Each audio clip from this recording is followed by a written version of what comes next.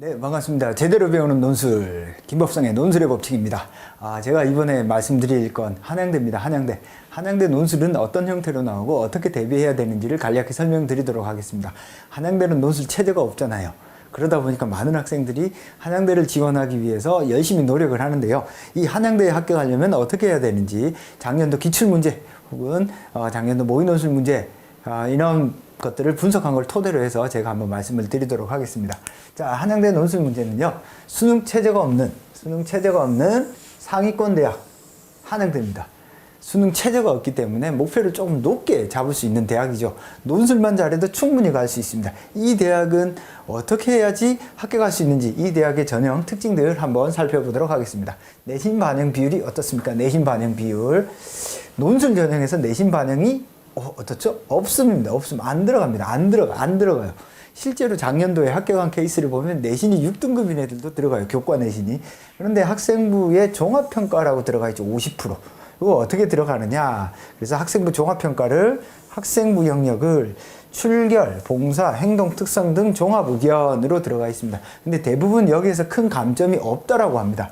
따라서 여러분들이 2016년도 한양대에 가장 중요한 포인트는 거의 논술이다라고 보시면 되겠습니다. 특히 이제 논술 같은 경우에는 학생들의 편차가 워낙 크기 때문에 이 논술만 봐도 학교가 이 학생의 어떤 지적 능력, 이 학생의 어떤 능력이라고 하는 걸 인정을 하는 거잖아요.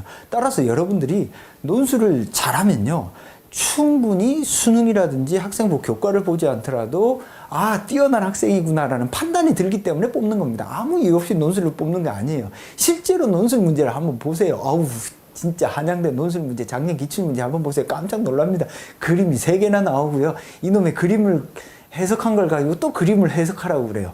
즉, 문제를 보시면 여러분들이 아시겠지만 이 문제를 풀면 똑똑하다는 소리를 듣겠구나라는 느낌이 날 정도로 조금 난이도가 있다라고 생각을 하시면 되겠습니다.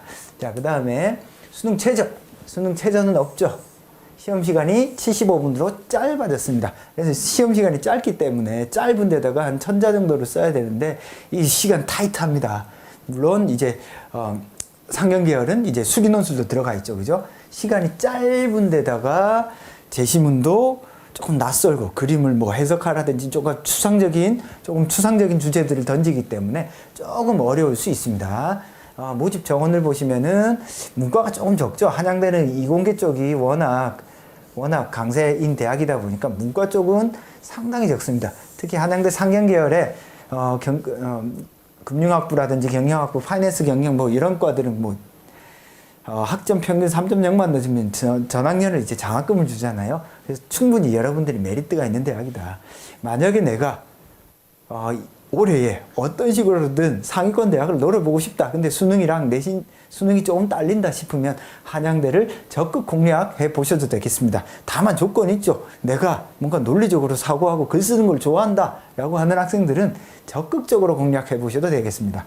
마찬가지로 문과 학생들 중에서 이과 쪽 능력, 즉 수학을 잘한다 라고 싶은 학생들은 상경계열을 적극적으로 지원해도 괜찮겠네요. 자, 그 다음 봅시다. 변별 포인트. 자, 한양대 논술 문제를 보면요. 한양대는 상경과 인문이 조금 나누어져 있잖아요. 그죠? 상경은 언어 논술 문제 한 500자, 600자를 쓰고 플러스 수리 문제가 나오죠. 그죠? 언어 플러스 수리 형태로 나오고 인문은 언어 논술 문제만 나옵니다. 따라서 이제 접근하는 방식이 조금 다릅니다. 접근하는 방식이 조금 다르기 때문에 항상 내가 어디를 목표로 할 건지를 분명하게 하고 접근하는 게 좋습니다. 자, 상경계열 문제는요, 간단합니다. 복잡한 어떤 생각이나 이런 것들을 요구하지 않아요. 텍스트에 대한 정확한 이해를 요구하는 문제라는 거죠. 따라서 여러분들이 압축된 언어로, 그러니까 텍스트를 이해한 정확한 개념을 딱 포착을 한 다음에 출제자가 의도한 바를 정확히 이해해서, 출제자가 이 문제에서 이 개념을 사용해서 여기에 나타난 어떤 현상들, 사건들을 적용하라고 했구나. 의도한 바를 정확하게 이해해서 제시문에 등장한 개념을 정확히 활용해야 됩니다. 문제가 어떤 식으로 나오냐면 가를 참조해서 나를 설명하라, 가를 참조해서 나를 비판하라 이런 형태로 나오거든요. 그래서 활용하여 서술할 수 있는 능력을 묻습니다. 그래서 요 1, 2, 3, 4번을 정확하게 언어에서 풀어주고 수리는 무조건 정확히 풀어야죠. 수리는 답이 딱 떨어져 있는 문제. 물론 언어도 답이 있지만 언어는 조금 이제 다양한 답이 나올 수 있는 가능성, 여지가 조금 있잖아요. 그렇지만 수리는 어떤 식으로 푸느냐 일정 정도 정해져 있는 틀이 있기 때문에 여러분들이 수리의 정확한 풀이, 수리를 완벽하게 맞추지 않더라도 합격한 친구들이 종종 나옵니다. 왜냐하면 수리가 어려워요. 상당히 어렵습니다. 따라서 여러분들이 수리 쪽에 강점이 있다 싶은 학생들은 제가 볼 때는 한양대를 적극적으로 공략해 보셔도 괜찮다. 자, 인문, 낯선 제시문, 그림, 추상적인 주제들이 나옵니다. 그러니까 인문 문제의 특징은 이게 뭘 물어보는 건지 감이 잘 안 와요. 그래서 여러분들이 한양대를 연습을 하려면 한양대 기출문제들을 쭉 한번 훑어본 다음에 대략적으로 이 대학이 어떤 걸 요구하는구나. 뭔가 낯선 제시문, 낯선 주제, 한 번도 생각해 보지 못했던 것들을 툭 던져놓고 아이들한테 생각하게 시킵니다. 짧은 75분 동안. 그러다 보니까 한양대 논술 문제가 어떤 면에서는 이거 조금 채점이 주관적으로 되는 게 아닌가. 이건 도대체 학생들을 어떻게 뽑겠다는 거지. 이런 느낌이 나는 경우도 살짝 있습니다. 그런데 이제 최근으로 오면 올수록 조금 더 학생들의 어떤 창의성, 자율성 이런 것들을 중요시 여기는 문제의 형태로 조금씩 바뀌고 있는 추세고요. 한양대는 그러한 어떤 경향들을 조금 강화하는 형태의 문제를 내는 것 같습니다. 그래서 낯선 제시문, 낯선 주제를 자신의 글로 소화해서 한편에 일관성 있는 완성된 글로 쓰는 것. 그래서 이거를 논리적으로 서술할 수 있는 능력을 중요시 여깁니다. 그래서 상경과 인문의 어떤 중요한 포인트가 다르기 때문에 정확히 내가 어디를 넣을 건지를 확정을 하고 공부를 하셔야지 그냥 한양대 갈 거야 이렇게 막연하게 공부를 하시면 안 되겠다.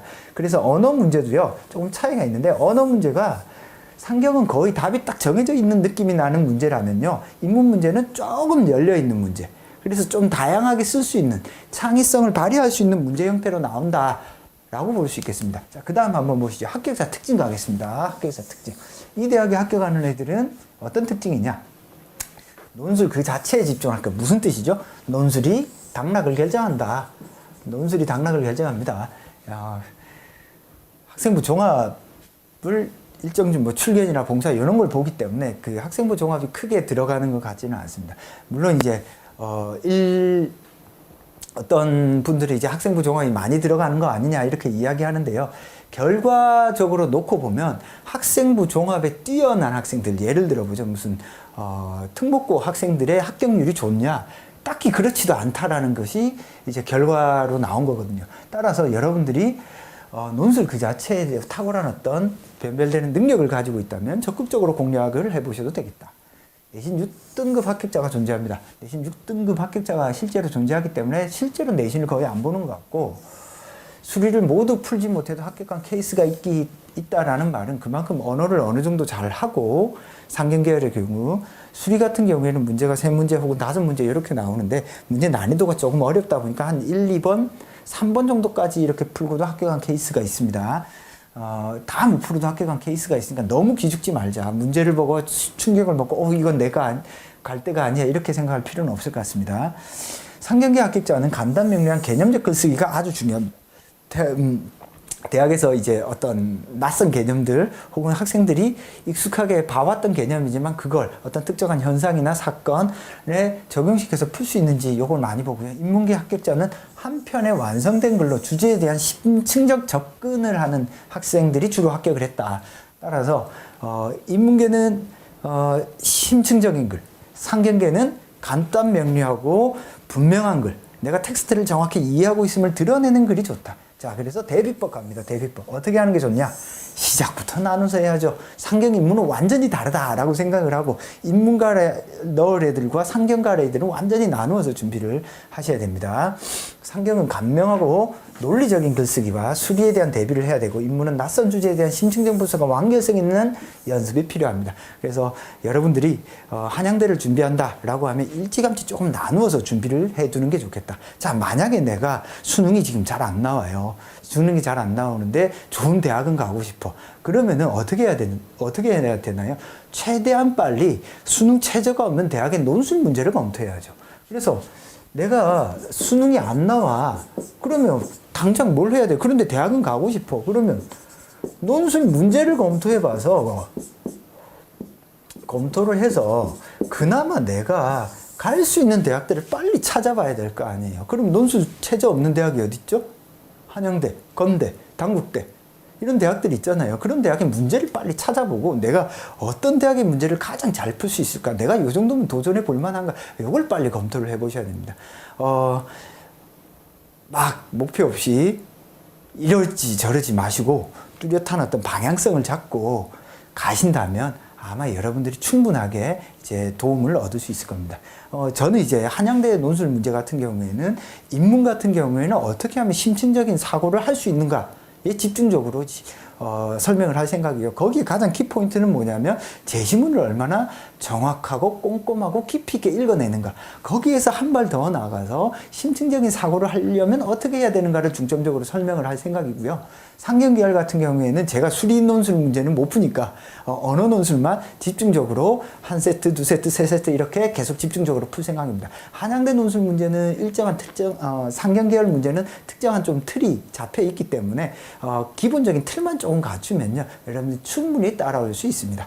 따라서 수리 쪽에 조금 강점이 있다라고 싶은 학생들은 상경계열을 적극 지원해 보는 게 유리하다고 생각됩니다. 한양대 논술 문제 2016년도 논술 문제의 특징은 여기서 설명을 드리고요. 한양대 논술 문제에 대한 해설은 제가 따로 강의를 찍어서 올리도록 하겠습니다. 감사합니다.